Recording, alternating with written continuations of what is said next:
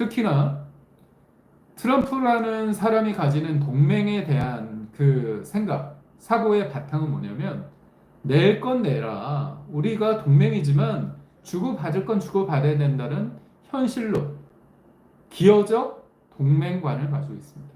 물론 미국이란 나라가 굉장히 잘 나갈 때는 그런 부분 생각 안 했겠죠.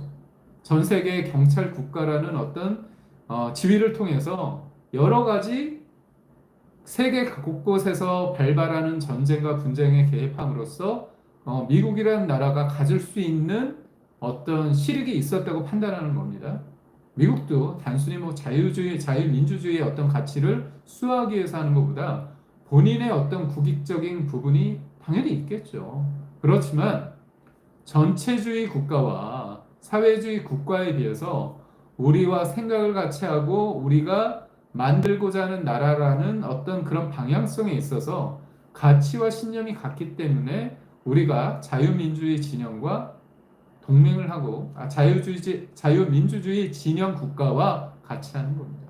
그래서 러시아가 우크라이나를 침공했을 때 우리나라 윤석열 정부 때 확실한 가치 동맹, 가치 외교를 통해서 우리는 유럽에서 벌어지고 있는 그 러시아의 우크라이나 침공에 대해서 우리는 확실한 입장을 가졌다.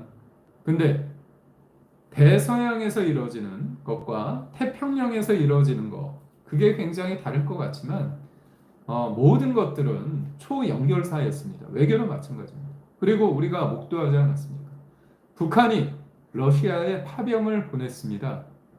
파병을 보냈습니다. 그렇다면 러시아가 우크라이나를 침공한 것은 단순하게 그냥 유럽에서 전장이 이루어진 게 아니라 한반도의 어떤 여러 가지 리스킹이 증폭되는 데 있어서 영향을 줄 수밖에 없다. 왜냐? 북한군을 파병했습니다. 파병해서 사람들이 죽었어요. 죽으면 어떻게 됩니까? 그거를 우리는 혈맹이라고 하는 거죠.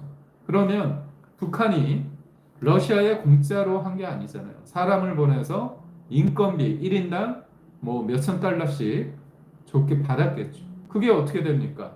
식량이나 아니면 전쟁, 뭐 탱크나 전투기나 그런 것으로 돌아올 수밖에 없고, 또 하나는 러시아가 가지는 인공위성 기술, 그 다음에 북한이 핵은 개발되어 있습니다. 근데 핵을 ICBM이라고 해서 대륙간 탄도미사일 개발을 계속하고 있어요. 그런데 거기에서 북한이 굉장히 중요하다고 생각하는 기술이 대기권을 나갔다가 다시 대기권을 재진입할 때 요 탄두 앞에 있는 부분이 이 부분을 견디는 그런 기술이 굉장히 중요합니다. 왜냐하면 앞부분이 하면서 이 기술적인 결함으로 인해서 대륙간 탄도미사일이 제 방향으로 가지 못하고 중간에 폭발할 수도 있는 겁니다. 죄송한데 아직까지 후원금 계좌 저는 없습니다. 그래서 저도 뭐 어떻게 할지를 좀 고민하겠지만 제가 유튜브를 하는 데 있어서 후원자 계좌를 틀지 아니면 어떻게 할지는 제가 좀 더 고민을 하겠습니다. 그래서 이렇게 여러분께서 이렇게 후원금 저에 대한 건 아니군요. 제가 좀 착각했습니다. 어제 저희 이 관련해서 계좌 있냐고 그렇게 말씀하신 분이 있어서 그러는데 윤석열 전 대통령 관련해서 말씀하신 거니까 제가 너무 착각을 했습니다. 송구합니다. 제가 아이템을 하면서 그 다음에 또 여러분의 글들을 동시에 보다 보니까 제가 실수를 했는데요. 여러분 많이 도와주셔야 됩니다.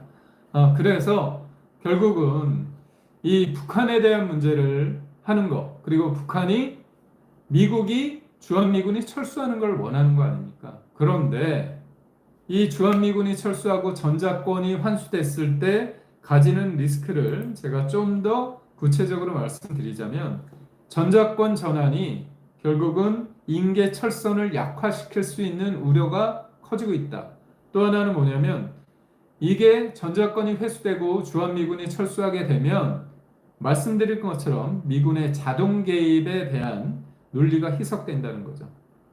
그리고 한국군이 먼저 통제하는 전쟁에 한국군이 주되게 하는 전쟁에 미군이 자동 개입할 이유가 약화된다는 거잖아요. 이것도 문제입니다. 그리고 또 주한미군이 한국군 지휘 아래 작전을 수행하는 구조가 되면 미국 정계 및 군부의 거부감이 커질 수도 있습니다. 그리고 전쟁이 발발할 때 한국이 결정한 전쟁에 미군이 자동 개입하는 건 부당하다는 정치적 그런 논리도 확산할 가능성이 있습니다. 무엇보다도 근데 가장 중요한 건 뭐냐면요. 미군의 자산, 미군이 가지고 있는 전략 자산을 우리가 제대로 활용할 수 있느냐의 문제인 거죠. 예를 들어서 군에 있어서 가장 중요한 게 뭐냐면 우리가 눈이라는 기능을 할 수 있는 감시, 정찰 자산이 굉장히 우리나라가 미군에 의존하는 거가 큽니다. 그러니까 우리가 사람 얼굴로 따지자면 사람으로 비유하자면 두뇌가 뭐냐면 지휘 체계 관련해서 우리가 많이 더 향상을 시켜야 되고요. 눈이 뭐냐? 감시, 정찰, 위성 정보, 그 다음에 지휘 통제, 공중 조기 경보기 등 핵심 자산이 우리가 부족합니다. 그래서 우리가 미군을 통해서 우리가 부족한 것들을 많이 도움을 받고 있는데 그런 부분에 있어서의 어떤 작전 통제 능력이 마비될 수 있다. 또 하나는 뭐냐? 미국의 정보 감시 능력 없이 독자적인 작전 그게 어려움이 있습니다. 그런 측면에서 전략 자산의 공백이 있을 수 있고요. 그래서 감정적으로 볼 때는 전시 작전 통제권을 가져오는 게 굉장히 좋을 거라고 생각을 하지만 모든 일에는 시간이 중요하고 시기가 중요하고 또 하나는 조건이 중요합니다. 환경, 그게 중요합니다. 그럼 제가 앞서 말씀드린 것처럼 전시 작전 통제권을 우리가 가져옴으로써 갖는 장점이 과연 뭐냐? 장점보다는 단점이 너무 많잖아요.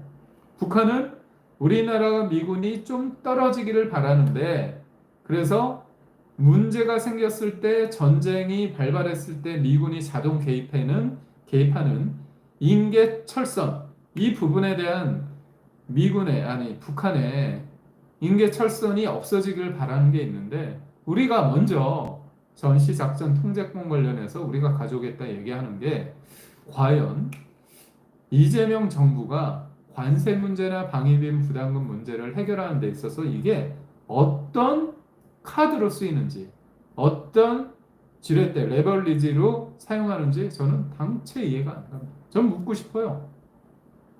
관세를 줄이고 그 다음에 방위비 분담금이나 국방비를 현실적으로 우리한테 유리하도록 하려면 이때 뜬금없이 전시작전 통제권 관련해서 우리한테 주세요. 그게 무슨 협상력을 갖습니까?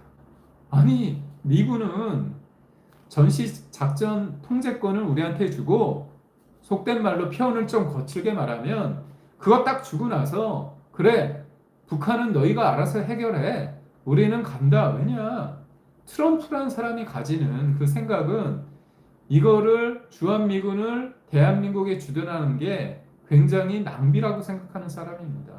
그런데 그런 사람한테 전시작전 통제권을 주세요. 가져오세요. 그게 맞습니까?